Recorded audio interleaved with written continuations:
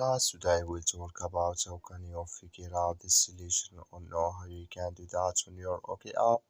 So all you have to do, you just go above this sign, click on it here.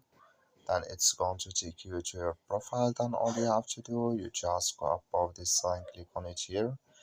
Then it's going to take you to next step. Then all you have to do, just click here on notifications on screen, click on it here.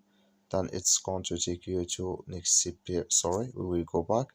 You click here on payments and paid functions here, click on it. Then you come to next step here. So then you click here on my paid functions here, click on it.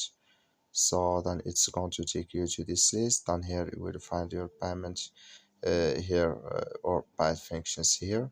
So then here can you find your story here.